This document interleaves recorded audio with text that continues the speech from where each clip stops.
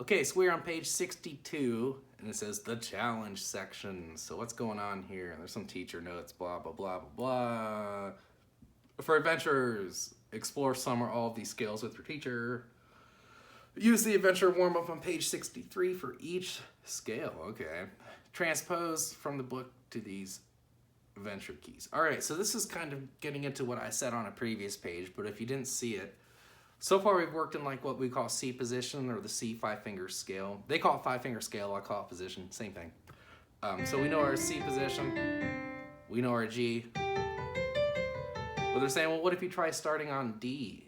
If you start on D, you actually need an F sharp in there. Or it sounds weird, it gets minor instead. If you forget that F sharp. But if you get that F sharp in there, it sounds more appropriate. Same with A. If you start on A, well, hey, that middle note ends up being sharp again. Then you get some really weird stuff. If you start on E, you actually have to sharp 2 notes, F sharp and G sharp. Again, because if you leave them out, it sounds really weird, right? It's not major like we're used to. Then last one, F.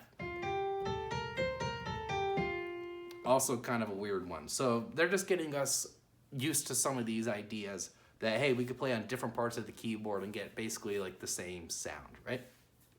So what they're kind of getting at with these warm-ups on page 63 is like that stuff you've already done, but they're like, why don't you try that using these positions? So that's something that the teacher and the student are gonna have to kind of go over and see how deep into that they want to get. But I'll go ahead and play this warm-up first. So here's the warm-up in C.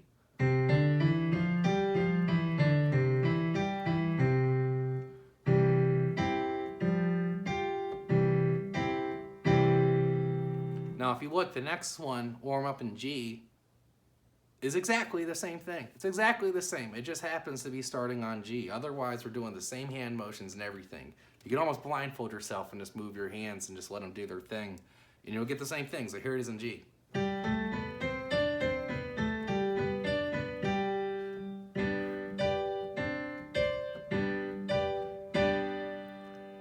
So at the bottom, they're saying, hey, you can try all these out. C, D, E, F, G, and A. They gave you the other 4 on page 62. And it all works the same. You just got to remember, oh, there's like a sharp in there or something, right? So let's try it on D. Same thing.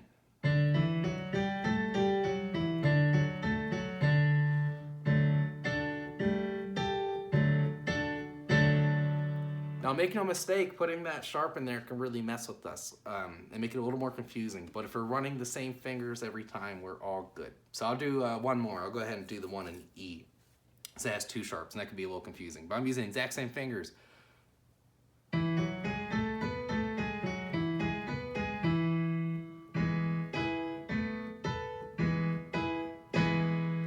So the idea is this is training our ears. Hey, we might be playing somewhere else on the keyboard, but the quality of sound is the same. It should sound like basically the same thing, just somewhere else, versus like a major versus a minor kind of thing. So yeah, it's getting a little theoretical, a little heady here. So hopefully this video kind of helps you, the viewer, understand that a little better. But again, that's getting to the point where they're gonna have to work with their teacher to make sure they really understand this stuff, right? A video probably won't cut it, but there it is. All right, and I think that is it for this book. Let's take a look. Yeah, just a certificate at the end. So, you know, teacher can give the student that.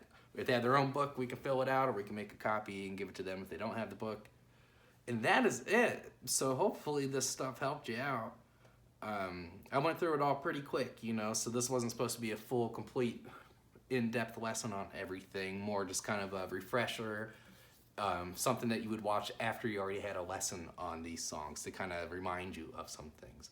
But of course, always welcome to contact me, you know, if you have any questions or talk to your own teacher and kind of go from there. So thank you guys for joining me on this journey through Faber lesson book 1. We'll get some more going down the pipeline in a while, maybe for lesson book 2. We'll see how we're doing. So for now, that's it. Good job.